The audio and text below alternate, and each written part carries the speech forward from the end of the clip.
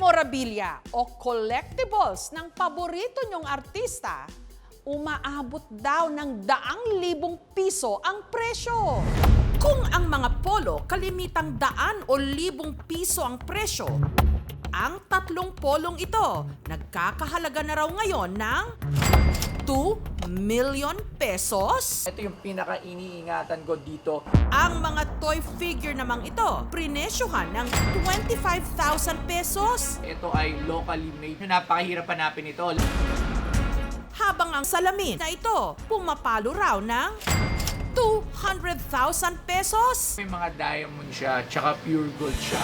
Ano bang meron sa mga gamit na ito? At bakit nakakalula ang mga presyo? Ilan lamang kasi ito sa mga personal na gamit ng mga sikat, gaya ng mga artista, politiko at personalidad na siyang ibinabuy and sell ng isang kolektor sa Quezon City. Baka pwedeng mabili. Magkano ba offer nyo? Kahit 1M muna sa 3. Nilapagan na tayo ng pera rito. Mabilis. Maliit.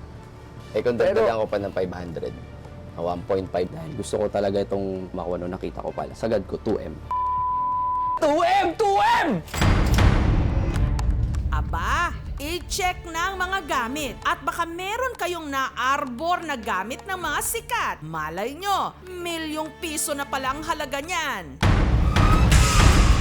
Dito sa Kamyas sa Quezon City, makikita ang shop na pag-aari ng mag-asawang Joy at Jason, na kilala bilang si Boss Toyo. 3 taon na raw mula nung tinoyo raw silang mangolekta ng mga personal na abubot o gamit ng mga sikat na artista o kung yung tawagin, mga showbiz memento. Meron din ako dito mga lumang cinema poster. Ayan, no? Siyempre, FPJ. Kasi lumaki ako, kasama si daddy ko na puro pelikula ni FPJ yung mga pinapanood ko. Isa rin to sa mga prized possession ko. Bato ni Darna. Galing to kay Bubuy na gumanap na ding. Nabili ko lang to ng 5,000. Ngayon, may price na siyang 10,000. So ito, nanggaling to mismo sa anak at asawa ni April Boy Rino. Nabili ko to 25,000 dalawa. Pero ngayon, binibenta ko siya sa 20,000 each. Ano dala mo sa akin? Sapatos! Saan mo nakuha yan? Kung kaya 30 boss. 12.5. Okay, ito yung isa sa mga pinaka-recent na na-avail ko. Sapatos siya ni Kiefer Rabena. Mahal niya to binibenta pero tinawaran ko lang to ng 12.5. Meron din siyang memorabilia ng mga Marcos, gaya ng mga lumang litrato at iba pang paraphernalia. Pero mga timbangan, Bumibili rin siya ng mga lumang barya at pera at World War II memorabilia. Trench knife, dinala to ng isang retiree. Binenta niyo to sa akin ng 50,000. sobrang laki naman. Daming bash, maraming nga nagsabi na binarat ko daw si tatay kaya hindi daw ako naawa. Sa mga totoong nakakalam, sobra-sobra pa yung price na binigay ko. Kasi sa States, binili lang nila ng $100. Maraming salamat, sir. 24,000. Maganda to. Na-amaze ako dun sa mga bagay na ginamit ng mga sikat nating mga babayan. Pinalabas sa pelikula, pinalabas sa isang vlog na nag-viral, o yung tumatak sa buong Pilipinas. Ako na mismo yung nagde-decide kung magkano ko sila pepresyohan. Dati nang nagbabuy and sell si Jason hanggang naisipan niyang magtayo ng sariling collectible auction shop. Yung unang client namin is sikat siya na singer. Yung item na binili namin sa kanya, yung jacket niya. Isa sa mga inaalok ngayon sa kanya, ang 1999 SUV na ito na dating pagmamay-ari ng kanyang lodi, si master rapper Francis Magalona. Ang sasakyan, ibinibenta ngayon ng civil engineer na si Alan. Dumaan sa feed ko yung car saying Francis M. As a fan ni Francis M. during the 90s, nagkaroon ako ng interest to check out kung legit talaga. Chinek ko yung car, okay naman. Iniyara ko na agad. Nabili ito ni Alan sa halagang 400,000 pesos na plano niya ngayong i-buy and sell kay Jason sa halagang 1.3 million pesos. Gusto ko sana siyang kunin. Nitong Huwebes, nagkita ang dalawa para magtawaran. Magandang hapon po. Good morning. Saan yung origor year niya? Nasa akin. ID ni Idol.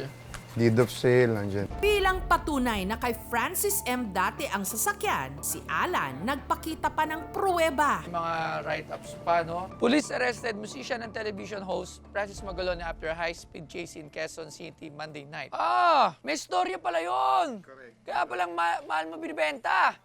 Saan mo ba ito nakuha? Actually, nakita ko lang siya online and then I contacted the seller. I verified yung mga documents sa LTO. And then when I liked it, binayaran ko na agad.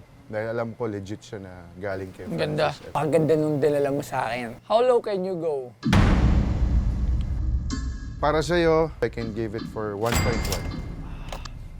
It's one of one, Boss Toyo. Meron tayong mga bagay-bagay na tinitingnan eh. Like the original color. The original color is black. So napalitan na siya. So doon, na-depreciate. Tapos, andyan din yun, pang ilang hands na napagdaanan ng sasakyan. Yun yung mga tinignan ko dito, kaya ako tumawad. Pinakamataas ko yung movers. 500,000. Oh, ano, didil mo ba? Kumagat kaya si Alan sa offer ni Jason?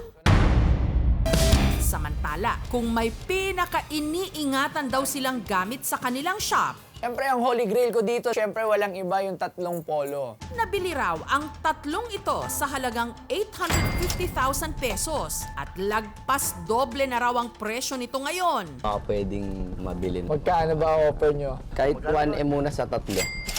Puta nila, pagod na tayo ng pera Para rito. mabilis. Maliit. Eh kung dagdagan ko pa ng 500, 1.5 dahil gusto ko talaga itong makuha nung nakita ko pala. Sagad ko 2M. 2M! 2M! Kaninong damit nga ba ito?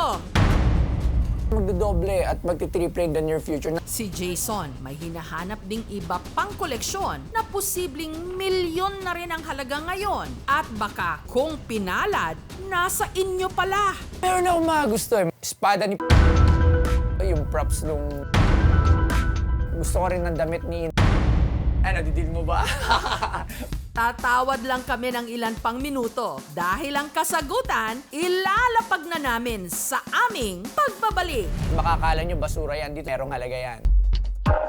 Auction shop ni Jason sa Quezon City. Nagba-buy and sell ng mga gamit ng mga sikat na ang ilan, milyones na raw ang halaga ngayon. Gaya ng damit na ito na nabili raw ni Jason sa halagang 850,000 pesos. Pero binibili raw sa kanya ngayon ng isang buyer sa halagang 2 million pesos?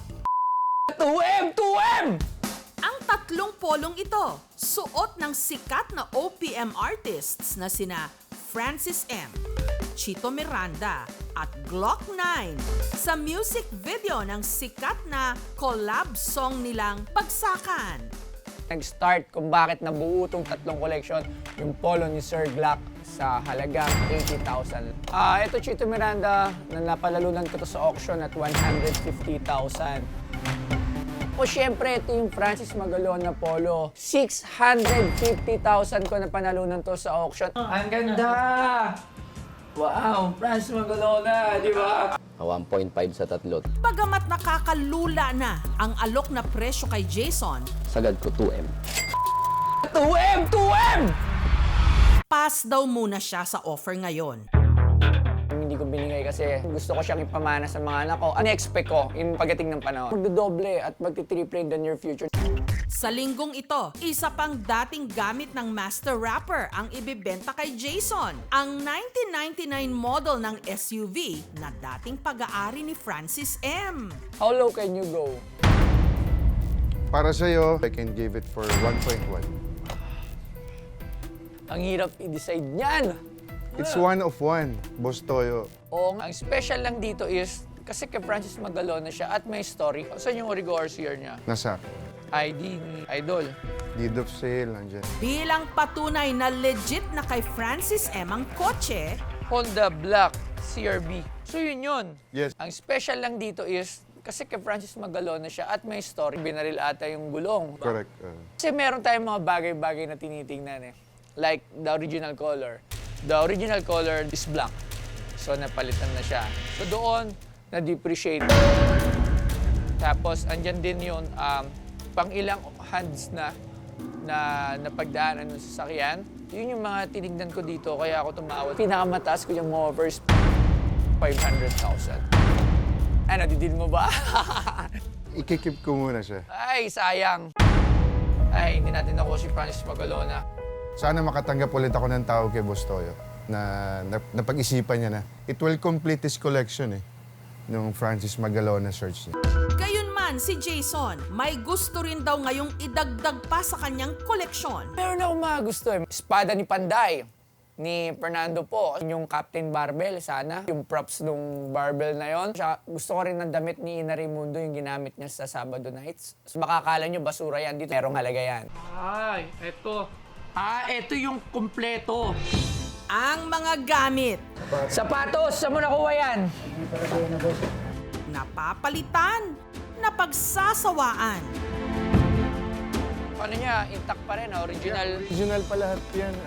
Pero ang mga kwento sa likod nito, hindi naluluma ng panahon.